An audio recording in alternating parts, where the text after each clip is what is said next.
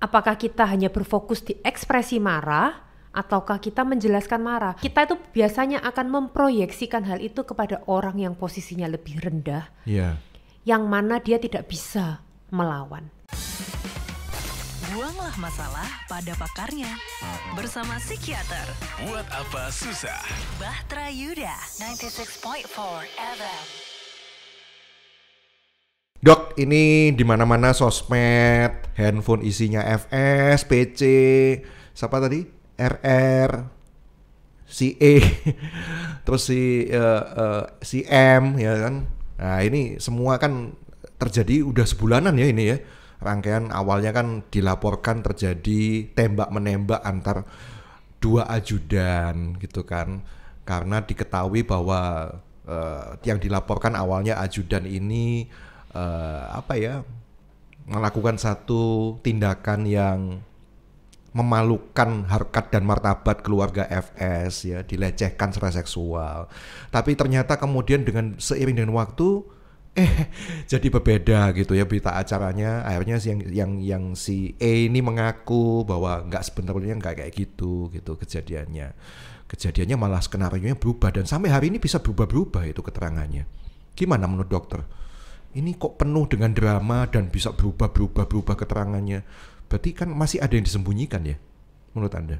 Ya, tapi ini saya lihat kasus yang bergulir ini sudah mulai pelan-pelan terbuka kalau saya lihat ya, karena setelah didukung oleh Bapak Presiden bahwa kasus ini sebaiknya dibuka sejujur-jujurnya supaya citra polisi baik di mata masyarakat, sehingga dengan adanya dukungan dari Bapak Presiden maka yang bawahan-bawahan yang awalnya tidak berani untuk jujur sekarang mulai berani untuk jujur daripada nanti dianggap obstruction of justice. Ya itu sudah banyak terjadi kan itu udah banyak. Sekarang kan mulai itu satu persatu mulai kena dikeluarkan karena dianggap menghalangi jalannya penegakan hukum gitu. Jadi memang kalau secara psikiatri kita tuh mengenal ada namanya psikologi hierarki ya, bahwa kita itu akan cenderung takut terhadap orang yang di atas kita posisinya. Iya, dalam adegan rekonstruksi kan sempet tuh ada digambarkan bahwa FS ini memaksa si E ini untuk menembak gitu. Bener. Kan. Padahal dalam hati nurani E mungkin tidak mau. Nggak mau lah saya jadi pembunuh. Tetapi karena itu perintah dari atasan, maka mau tidak mau harus menurut. Karena memang kalau di suatu lembaga ya biasanya tuh memang hierarki itu sangat kuat ya. Jadi yang atas itu berhak untuk menyuruh, memerintah kepada yang bawah, dan yang bawah tidak memiliki hak untuk menolak. Apapun ya, meskipun itu satu perintah yang salah, bahkan menyalahi hati nurani sekalipun. Disinilah yang pentingnya harusnya kita berani untuk berkata tidak ya. Tapi memang dengan resiko kalau pada saat itu mungkin E berkata tidak ya, mungkin E-nya juga kena juga. Iya, dia meninggal juga. Bisa jadi. Iya. Karena kenapa? Manusia itu kan kalau kita lagi di posisi atas, kadang itu kita jadi lupa daratan, kita jadi sombong kan. Kita merasa kita serba bisa, serba berkuasa, semua bisa diatur, semua bisa dikendalikan. Sehingga kadang kita mengabaikan pendapat ataupun hati nurani dari orang lain yang mungkin posisinya di bawah kita. Dan sebenarnya coping mekanisme manusia itu juga ada yang namanya proyeksi, Gideon. Maksudnya? Proyeksi itu adalah ketika kita memproyeksi kayak proyektor ya.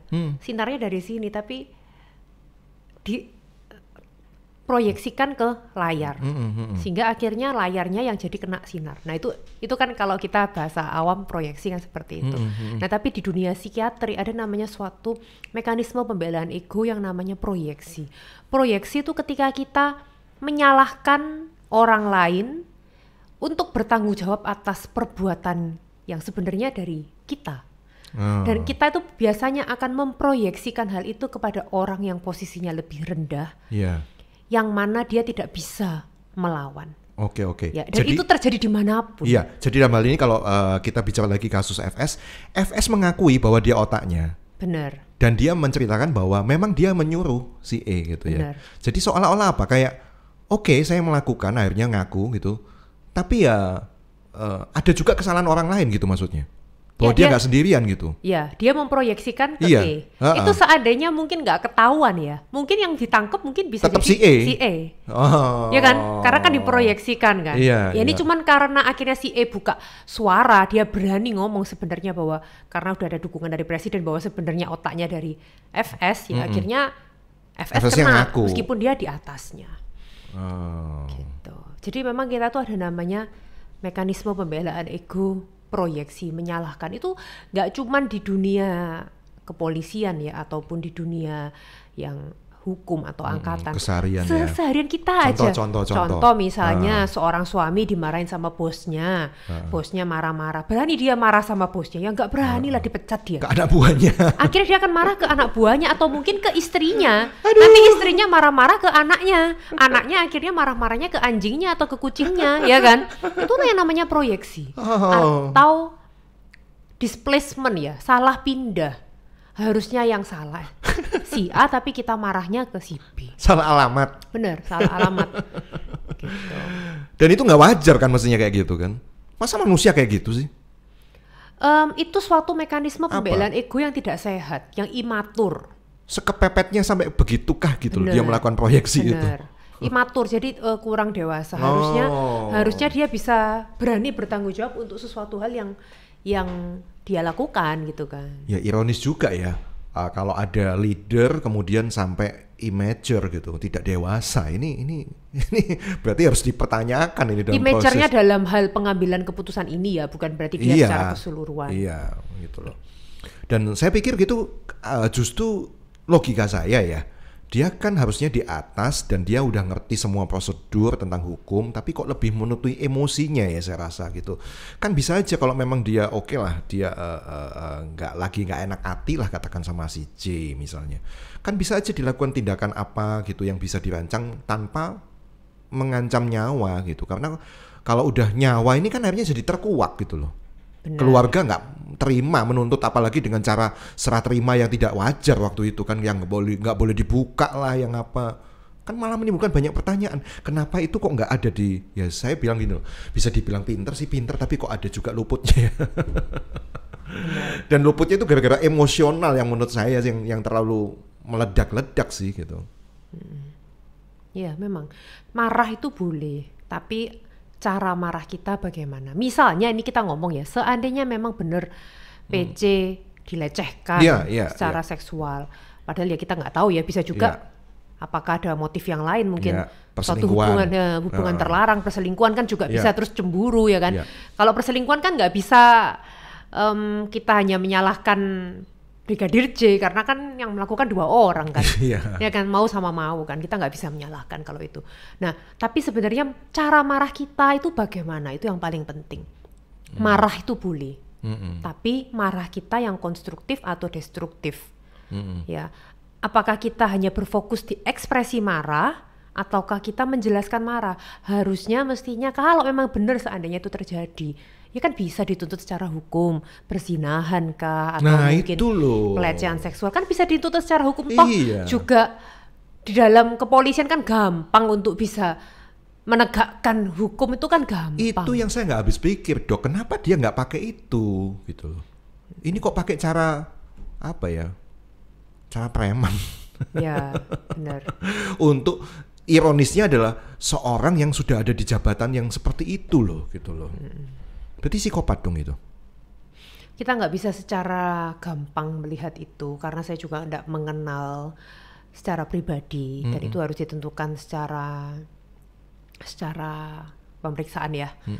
Terlalu too early interpretation kalau saya langsung menyebutkan bahwa dia psikopat. Tapi kita mungkin bisa jelaskan lah ciri-ciri psikopat ya, misalnya tidak ada rasa bersalah, pandai memanipulasi, superficial nah, charming, itu kan sudah kan dia, superficial charming, dan kemudian dia pinter merekayasa, udah kan. Terus apa lagi? Tidak ada rasa bersalah. Nggak tahu dia punya rasa salah atau enggak itu kita nggak tahu. Cuman memang biasanya kalau orang sampai tega melakukan hal-hal seperti itu ya biasanya ya tanda tanya ya. Ada sesuatu pasti di kecewaannya, karena harusnya orang normal itu memiliki rasa kasihan.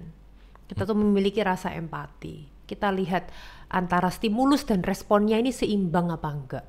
Ya kan penyebabnya misalnya benar ada perselingkuhan, oke, tapi respon kita mestinya bagaimana? Sangat disayangkan karena mungkin kontrol emosinya ya yang kurang ya, padahal mungkin sudah di jabatan itu. Tapi kadang kalau kita lihat ya, orang-orang yang sudah berada di jabatan yang tinggi justru mereka itu malah mudah tersulut emosi.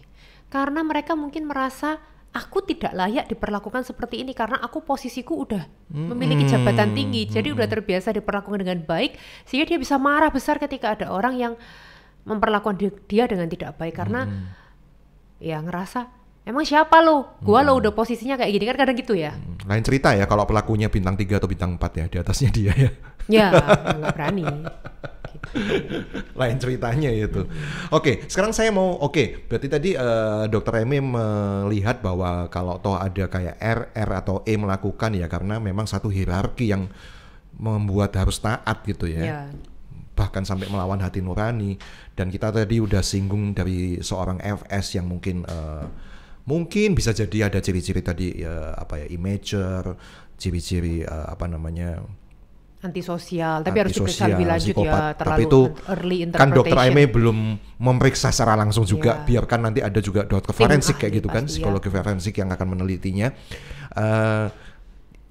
Sekarang bagaimana dengan PJ? Seorang wanita kok saya bayangkan gini ya, malu loh untuk ngomong saya dilecehkan itu. Kalau saya lebih malu kalau ngomong saya selingkuh daripada saya dilecehkan. Karena kalau saya mengaku, misalnya ini saya posisi saya mengaku kalau saya selingkuh, berarti kesalahannya ada di saya. Iya. Tapi kalau mengaku kalau saya dilecehkan, ya mungkin malu karena terjadi hal yang buruk, tapi nggak semalu kalau mengaku kalau selingkuh. Karena kalau selingkuh berarti kan sama-sama salah. Tapi kalau dilecehkan kan hanya dia yang salah, sedangkan yang dia kan udah almarhum, udah meninggal. Jadi ya buat apa aku mengaku salah gitu kan kadang-kadang. Ya ini kalau asumsi-asumsi ya. Asumsi-asumsi. Makanya dia mengambil sisi yang benar adalah dengan dengan kronologis bahwa dia dilecehkan gitu ya. Bisa jadi. Nah ini nanti kita lihat di pengadilan kan ini kita juga belum tahu gimana. Tapi sebagian besar orang itu tidak mau terlihat buruk. Betul, siapa sih yang mau? Sehingga pasti tidak akan ada orang yang mau mengaku salah. Pasti akan mencari pembenaran dan alasan mengapa kok sampai hal itu terjadi. Oke. Jadi nggak ada yang ngaku selingkuh ya, lebih malu ya. Biasanya sih denial, menyangkal kan. Kecuali kalau udah kepepet banget, nggak ada jalan pilihan yang lain ya baru terpaksa mengaku. Iya. Ini repotnya soalnya salah satu korban sudah nggak bisa ditanyain lagi gitu, yang menjadi saksi kunci bahkan gitu ya. Bagaimana dengan ini yang sekarang dipersoalkan kan kenapa nggak ditahan? Ya masih punya anak, terus dia masih dalam keadaan sakit. Saya lihat sehat gitu loh. Yang menentukan sehat dan sakit kan harusnya dokter ya gitu. Ya, sakit itu kan ada dua ya, ada fisik dan juga ada mental. Kalau secara fisik ya saya yakin Ibu PC mungkin sehat, tapi secara mental bisa jadi memang dia depresi kalau menurut saya. Belum tentu malingering maksudnya berpura-pura ya. Belum tentu, karena bisa jadi memang dia depresi. Ini kita membayangkan ya, seandainya memang Bu PC dilecehkan atau mungkin berselingkuh ya, memiliki hubungan ya. Misalnya deh, bayangkan kalau memang beneran berselingkuh, punya 2 orang yang dicintai, suami dan yang ini ya Brigadir J. Kalau sama-sama sayang terus kemudian ngelihat orang yang disayangi meninggal, tertekan nggak? Iya tertekan lah pasti. Depresi nggak? Depresi pasti. Jadi kalau kayak yang di video dia sampai menangis nggak bisa ngomong, menurut saya sangat masuk akal. Karena dia masih gangguan penyesuaian ya kalau istilahnya. Gangguan penyesuaian dengan reaksi depresi. Nggak mudah. Apalagi ada dugaan itu ke J, perasaan sayang, nggak tahu memang betul sebagai anak atau apa, kan dianggap anak sendiri, ya kan. Dan begitu bangganya kan BC ini sama J, sampai ada foto nyetrikain, waduh mau dibayar berapa ini gitu. Jadi kayak kesannya begitu so sweet gitu memang di antara mereka berdua ini, entah memang sebagai ibu dan anak atau ternyata bisa melebar. Nah kita nggak tahu. Memang kita nggak tahu. Tapi yang pasti kita bayangkan ya, kalau kita mau memahami psikologi seseorang, kita bayangkan kalau kita di posisinya dia, sudah bertahun-tahun jadi ajudannya, kenal baik, tiba-tiba mati di tangan suami sendiri pula. Mudah nggak? Nggak mudah pasti. Kecepit nggak jadi Bu PJ? Pasti kecepit. Dia maju kena, mundur kena. Jadi dengan maksud itu harus oke lah dikasih kesempatan, nggak ditahan gitu.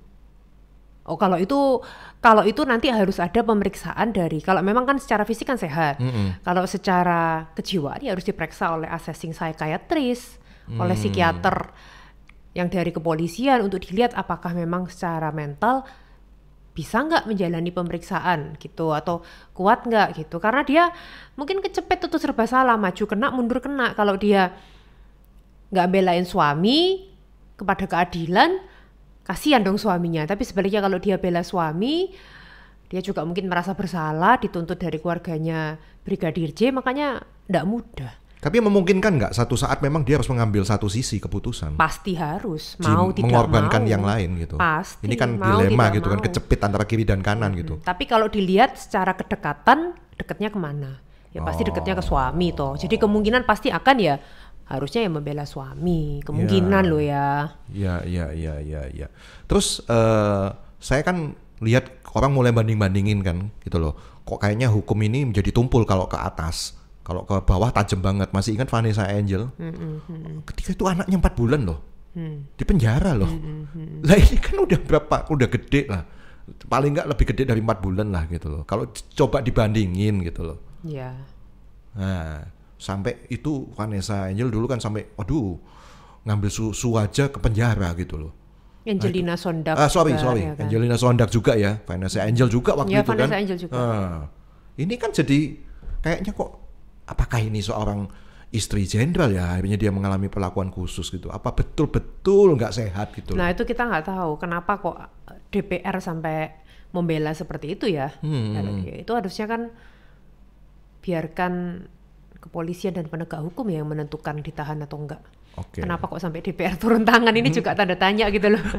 Iya, ini kasus ini malah melebar kemana-mana sih ya. Ini kayak drama Korea gitu, mungkin kalau kita Netflix itu mungkin nggak cuma 16 atau 32 episode ya. Ini kayaknya bisa lama ini. Mungkin bisa difilmkan nantinya ya. Kan ada rencana gitu katanya. Oh gitu? Loh iya, saya kok pernah dengar katanya ada rencana mau difilmkan. Dan pemeran PC-nya ini Dr. Amy. Lu kok jadi saya? Sama rambutnya. Agak sipit-sipit juga gitu kan. Oke. Tapi sebagai pelajaran buat kita masyarakat ya, dengan adanya peristiwa ini, apa yang dokter bisa ambil gitu supaya jangan sampai lah ini terjadi lagi. Bila terjadi pelecehan seksual, apa yang terjadi? Bila terjadi perselingkuhan, apa yang terjadi?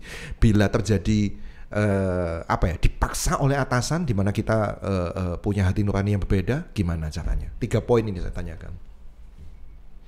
Yang paling penting adalah jalani sesuai dengan hukum yang berlaku, kalau saran saya, daripada nanti kecepit di tengah dan serba salah. Selama kita berada di dalam koridor hukum, ya kita nggak akan bisa disalahkan kan. Jangan ini salahnya karena menyalahi hukum. Yang pertama itu. Terus kemudian yang kedua harus berani berkata tidak, dan karena nanti akhirnya kita sendiri yang kejegur jurang. Kita sendiri yang kecebur kalau memang ternyata kita terlibat ya. Ya kita sama-sama belajar lah dari kasus ini. Kecebur jurang tapi ngajak-ngajak yang lain, nyebur juga gitu loh. Nggak nyebur sendiri ya. Oke. Itu nggak cuma jadi di atasan ya dengan bawahan, tapi kadang dengan teman-teman juga seperti itu kok, dengan alasan temanku nih istrinya direbut nih, terus tawuran atau apa, ngajak apa, itu apakah perlu sampai seperti itu? Nggak usah, karena tidak semua hal itu perlu dengan cara kekerasan ya, cara penyelesaiannya ya. Kadang kita perlu juga menggunakan logika, hati dan kepala yang dingin untuk menentukan apa yang terbaik. Betul. Yang saya kaget tuh kok ternyata melibatkan sampai puluhan orang gitu loh untuk peristiwa. Karena posisinya sudah tinggi. Ya, itu loh. Oke. Ya udah deh, makasih dokter. Harapan kita semua rakyat Indonesia kan memang ini segera clear semuanya. Ya bener lah ya. hanya Tuhan, PC, dan J yang tahu kayaknya ini sama FS semua kejadian-kejadian ini gitu ya. Tapi saya tetap percaya bahwa keadilan itu tetap ada dan satu saat nggak tahu gimana caranya Tuhan akan membuka semuanya gitu ya. Amin, semoga. Ya. Oke, makasih Dr. Aimee. Dr. Aimee adalah psikiater yang bisa Anda hubungi untuk masalah-masalah gangguan karakter, kepribadian, kejiwaan. Anda bisa ke National Hospital karena praktek tiap hari ya, dari jam Senin pagi sampai ya, Jumat. Senin sampai Jumat ya, pagi sampai siang. Dr. Aimee ada di sana. Dan atau Anda bisa menghubungi nomor di 0851 0553 8-nya 4 kali. 0851 0553 8888. Sampai ketemu, Dok. Sampai ketemu, terima kasih. Buanglah masalah pada pakarnya. Bersama psikiater Buat apa susah? Bahtera Yuda 96.4 FM.